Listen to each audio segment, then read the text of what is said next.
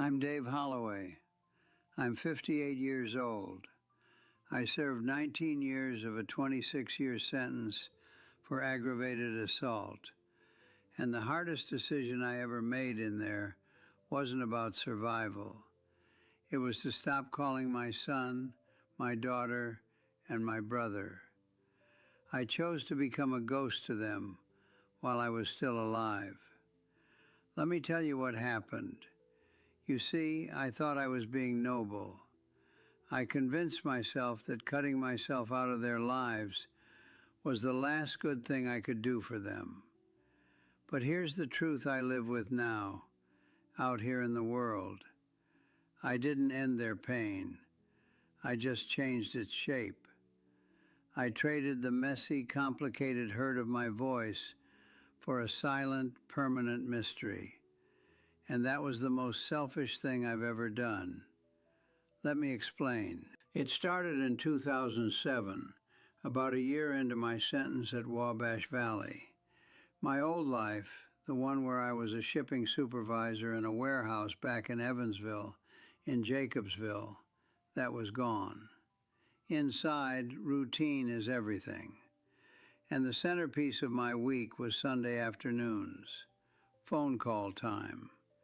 I'd wait in that line, my heart pounding like a fist in my chest, rehearsing what I'd say. My kids were teenagers then. Michael was 15, Chloe was 13. I was just a voice in a box, trying to be a father from 200 miles away. That hope, that desperate need to connect, made every call feel like a high-wire act. And the first real fall came with my son. I called on his 16th birthday. The conversation was like talking through a wall. Me asking about school, him giving one-word answers. Then he said, "Dad, I got my learner's permit today." And there was this silence, a long one. I should have been in the passenger seat, my foot on a phantom brake. All I could muster was, "That's great, buddy." I heard my ex-wife in the background, telling him to wrap it up. He said, "I gotta go." The click wasn't just the end of a call. It was a door closing. I felt hollow. If Michael's calls were a slow freezing over, my daughter Chloe's were a raw, open wound. They were harder in a completely different way. She would cry every single time. She'd ask, "When are you coming home?" And I'd have to say, "Not for a long time, sweetheart." One call she was sobbing, asking me point blank why I did it, why I hurt Uncle Ray. I stumbled through an explanation. The family dispute that escalated, the anger, the moment everything snapped. But my reasons just sounded like excuses through the prison phone static. Her crying didn't stop. It just turned into this quiet, defeated kind of breathing. That resignation was worse than any anger. It hurt. I was hurting them with every call. I knew it. But I thought my persistence was love. I thought if I just kept showing up, my voice would mean something. It took my brother Ray, the man I'd put in the hospital, to make me see the full picture. Ray and I had spoken a few times, strained but civil. This call was different. His voice wasn't angry, it was exhausted. He said, "Dave, the kids, it's tearing them up, these calls. They don't know what to do with them. They hang up and just shut down for hours." He wasn't being cruel. He sounded tired. And in that moment, I didn't see my older brother. I saw a man trying to clean up a mess I'd made, trying to patch together the lives I'd shattered. I felt guilty.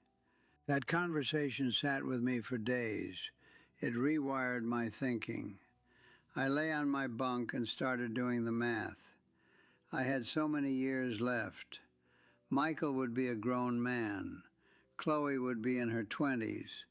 What was I offering them? a monthly reminder of the trauma, a phantom limb of a father. I pictured Ray having to pick up the pieces every Sunday evening. I convinced myself that the most noble, the most loving thing I could do was to remove the problem. Me. It felt like clarity. It felt like sacrifice. The decision crystallized. I decided the next call would be my last. I called them all, one after the other. I didn't explain my decision. How could I?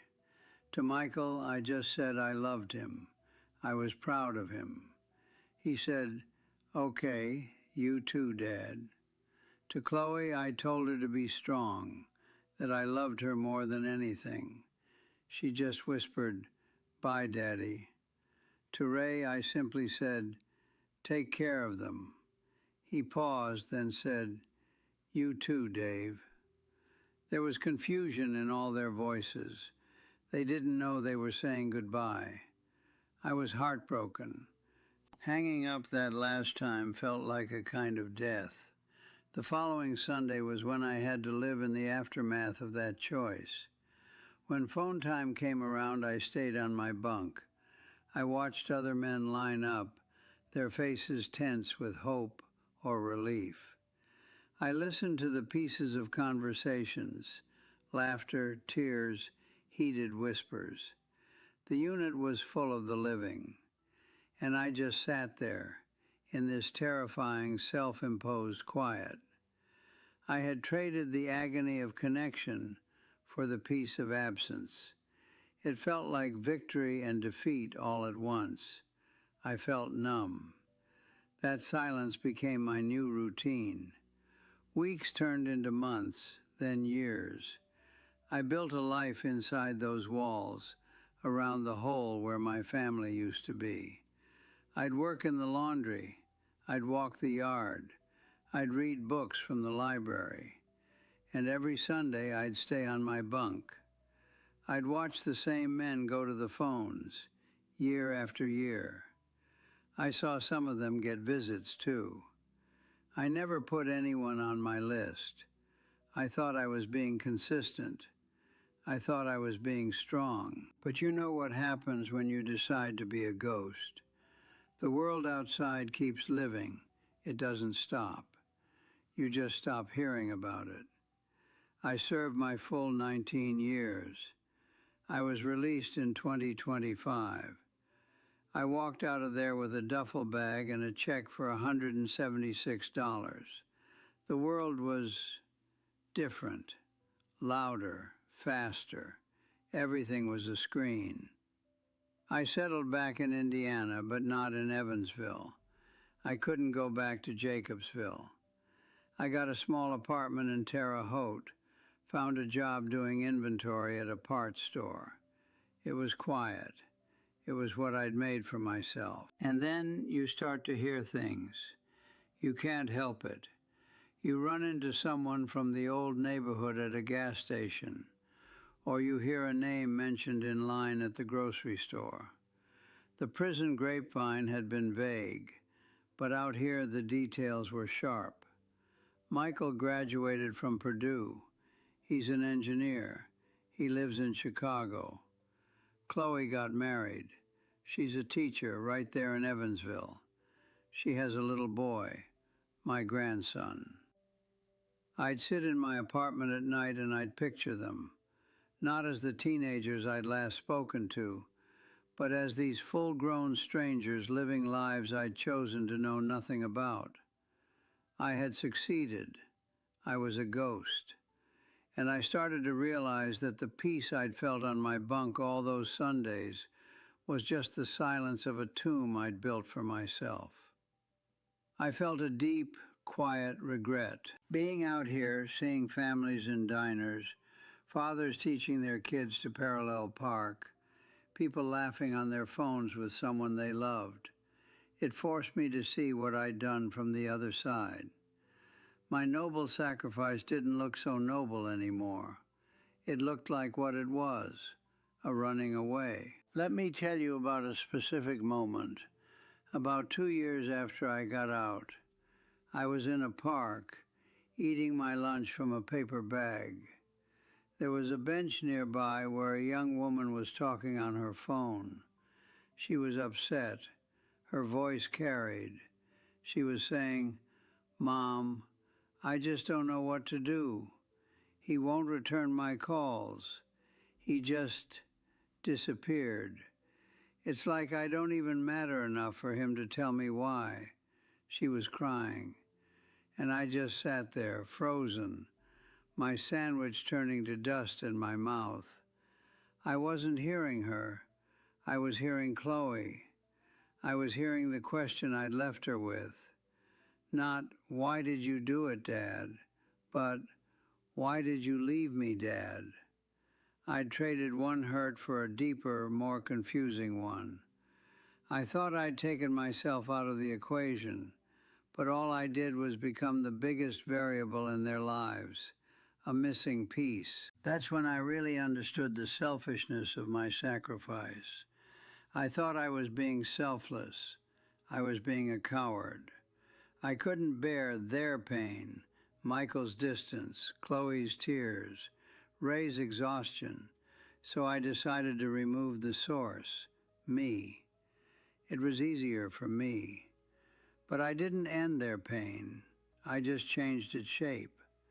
I turned it from a wound they could maybe learn to dress, a story they could maybe one day understand, into a mystery they could never solve.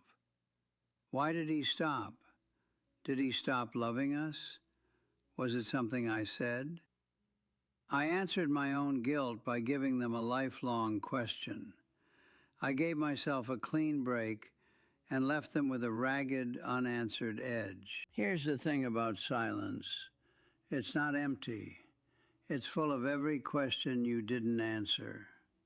My apartment is quiet. My life is quiet. But the silence I live in now isn't peaceful. It's heavy. It's the weight of all those words I didn't say, all those calls I didn't make.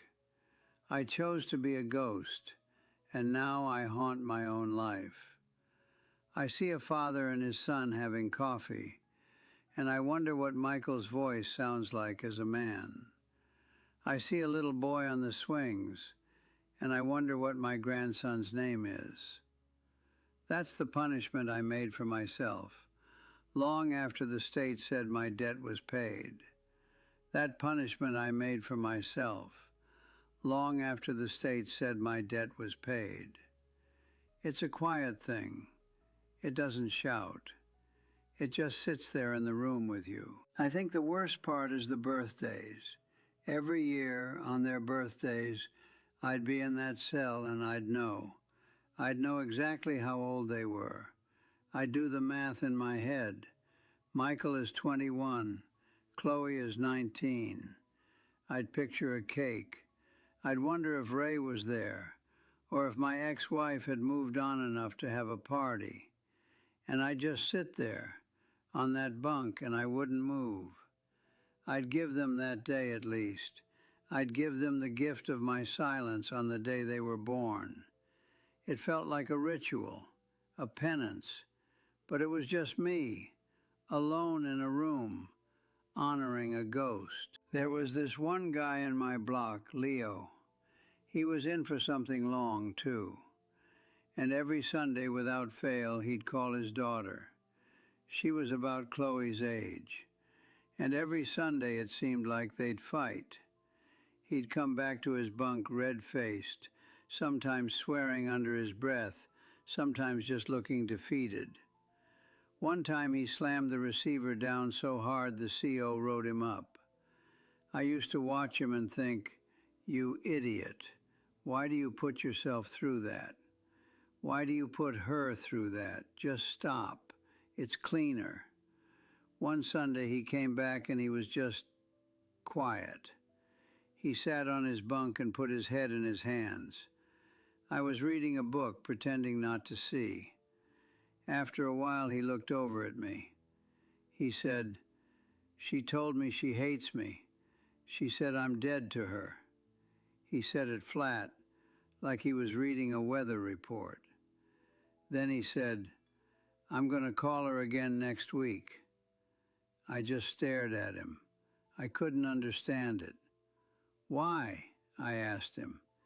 "If she says you're dead to her, why keep calling?" He looked at me like I was the one who didn't get it. "Dave," he said, "she gets to say that. She gets to be that angry. That's her right. My job isn't to be comfortable. My job is to be there when she picks up the phone, even if it's just to tell me to go to hell. I owe her that. I took away her father. The least I can do is let her have her anger." I didn't say anything back. I just went back to my book, but his words stuck in my head like a splinter. She gets to say that. My job isn't to be comfortable. My job. I thought my job was to disappear, to make it easier. Leo's job was to show up and take it, to be the target for all that hurt, because he was the one who caused it. He was letting her decide. I had decided for everyone. That was the first crack. But the real break, the moment it all came apart, happened out here. Last year. I was in a Walmart of all places, just getting some socks, and I turned down an aisle, and there he was, Ray. My brother, older by 3 years. His hair was gray, almost white. He had glasses now. He was looking at light bulbs. He had a cart with a few things in it. Just a man doing his shopping. I froze. My feet just stopped working. He hadn't seen me. I could have turned around. I could have walked away. That's what the ghost does. It vanishes. I didn't. I stood there. And then he looked up. For a second, there was nothing. Just a blank look of a man noticing another man in his way. Then his eyes changed. They focused. He knew me. His mouth opened a little, then closed. He didn't smile. He didn't frown. He just recognized me. "Dave," he said. Just my name. No anger. No surprise even. Just a statement. "Ray," I said. My voice sounded strange to me. We stood there, maybe 10 feet apart, with a display of paper towels between us. The store was loud with announcements and cartwheels, but it felt silent. "You're out," he said. "Yeah, couple years now." He nodded slowly. He looked down into his cart, then back at me. "You look okay." "You too," I said. It was a stupid thing to say. He looked old. We both did. There was another long silence. This was it. This was the moment I could have said something. "I'm sorry. I was wrong. How are the kids?" Anything. 1,000 words crowded into my throat and got stuck there, a tangled, silent knot. He was the one who spoke. His voice was still that same tired voice from the phone, all those years ago, but softer now. "Chloe has a son," he said. "He's 4. His name is Jacob." I felt my breath catch. My grandson's name was Jacob. I nodded, unable to speak. "Michael's in Chicago. He's doing well." Ray paused. He looked at me, really looked at me, and he asked the question, the only one that mattered. "Why did you stop, Dave?" And there it was, the mystery I'd given them handed right back to me. I had to answer it. I had to put words to the decision that had lived inside me as just a feeling, a conviction, for nearly 2 decades. I opened my mouth. I thought it was hurting you, all of you, the calls. I heard it in your voice that time. You said the kids would shut down. I thought, I thought if I wasn't there reminding you every week, you could move on, be okay. Ray listened. He didn't interrupt. When I finished, he just kept looking at me. Then he shook his head just once, a small movement. We weren't okay after you stopped, Dave, he said. His voice was quiet, but every word was clear. We were confused. Michael thought he'd done something. Chloe, she cried for months. She thought you'd died and no one told her. Then she thought you just didn't love her anymore. He took a slow breath. It was always going to hurt. You breaking my jaw, that hurt. You going to prison, that hurt. But the calls, that was something. That was a thread, however thin. When you cut it, you didn't stop the hurt.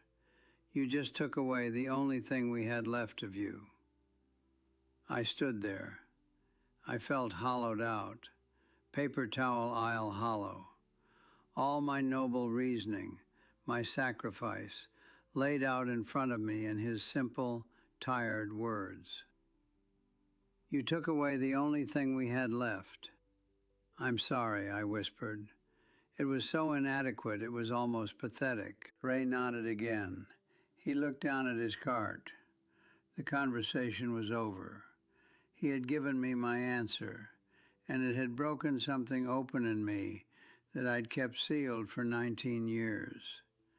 Take care of yourself, Dave, he said, and he pushed his cart past me, down the aisle, and turned the corner. I stood there for I don't know how long. People moved around me. I just stared at the spot where he'd been. I heard his words on a loop. She thought you died. You took away the only thing we had left. I'd been so wrong, so profoundly, utterly wrong. I had looked at the messy, painful, difficult connection, and I had called it damage. And I had chosen to inflict what I thought was a cleaner wound, absence. But absence isn't clean. It's a vacuum. It pulls everything into it, questions, doubts, fears. I had offered my family a puzzle with the most important piece missing and called it a gift. I left the Walmart without buying anything. I sat in my truck in that huge, bright parking lot, and for the first time since I'd made that decision back in 2007, I cried. Not the quiet tears of regret I'd shed in my cell, but deep, shaking sobs that came from my gut. I cried for Michael's confusion. I cried for Chloe's tears that went on for months. I cried for Ray, who had to carry all of that. I cried for the ghost I'd chosen to be, and for the living man who had to live with that choice. It broke me. That conversation broke me open. And in that breaking, for the first time, I started to see the truth. Not my truth, theirs. That truth, the one I saw in Ray's tired eyes in the Walmart aisle, is the one I need to give to you now. Here's what I learned, and I wish to God I'd learned it 20 years ago. I thought love was about protection. I thought that by removing myself, my voice, my complicated presence, I was shielding my children from further harm. I was the broken glass, and I thought loving them meant sweeping myself into a dustpan and throwing myself away so they wouldn't get cut. But that's not how it works. You don't get to amputate yourself from someone's life to spare them the surgery. You just leave them with a phantom limb that never stops aching. The pain of my absence became a deeper, more confusing hurt than the pain of my presence could ever have been. I traded the difficult, messy work of staying connected for the clean, cowardly peace of disappearing, and I called that love. It wasn't. It was escape. I was so focused on the damage I'd done, the assault on Ray, the prison sentence, that I believed my very existence was the injury. But Michael and Chloe, they didn't just lose a father who made a terrible mistake. They lost a father, period. And by stopping the calls, I made that loss absolute. I turned a living, breathing, flawed relationship into a ghost story. Why did he stop is a much harder question for a child to live with than why did he do it? One has an answer, however ugly. The other is just a void. So here is my direct advice for anyone in a situation like mine, staring at a phone or a visitation list, thinking of cutting the line. Don't. Don't be the ghost. Dial the number. Even if your voice shakes. Even if all you say is, I don't know what to say. Show up in whatever broken, imperfect way you still can. Your job isn't to be comfortable. Your job isn't to make everything okay. You can't. Your job is to be there, to be a fact in their life, however difficult that fact may be. Let them decide if it's too much. Let them be the one to say, I can't do this anymore. Let them hang up the phone. You don't get to make that choice for them. My regret isn't that I stopped calling because it was hard. It's that I stopped calling because I decided their story for them. I wrote the ending I thought they deserved, and in doing so, I stole their right to write their own. You still have time. It might not feel like it. The gulf might feel too wide, the silence too long. But time isn't just about years on a calendar. It's about the moments you choose to break the silence you created. One word is a start, one letter, one attempt. Be a difficult, complicated truth in their life instead of an easy, haunting mystery. The peace of absence is a lie. It's the peace of a tomb. The real work, the real love, is in the messy, static-filled, heartbreaking attempt to connect. That attempt, however flawed, is a gift. My silence was not. This channel is a place for stories like mine, hard stories, lived stories, people sharing what they learned the hard way, so maybe you don't have to. If this one, my story, meant something to you, or made you think of someone, I'd appreciate it if you'd subscribe and turn on those notifications. There are more voices here, more lessons earned through years of regret, and you might find one that speaks directly to you. And leave a comment down below. Tell me, is there a silence in your life you're thinking of breaking, or one that was broken for you? I read them. They matter. If this resonated, hit that like button. It tells the algorithm this kind of honest talk is valuable. And share it. Share it with someone who might be standing at that same crossroads I stood at, holding a phone and thinking the noble thing is to walk away. They need to hear this. Maybe you have your own story, something you've carried for years, a lesson carved from a mistake. There's a form in the description to submit it. Your story could be the one that helps someone else see clearly. I hope you'll consider sharing it. A book that helped me, once I was out and trying to make sense of all this, is The Sun Does Shine by Anthony Ray Hinton. It's about a different kind of prison, a different story, but it's about holding on to humanity in the most inhumane places. There's a link for it below. I'm Dave Holloway. I'm 58. I served 19 years, and my sentence of silence continues. Don't start yours. Make the call. Say the wrong thing. Sit in the awful quiet. but be there, however you can. That's the only thing that's ever really enough.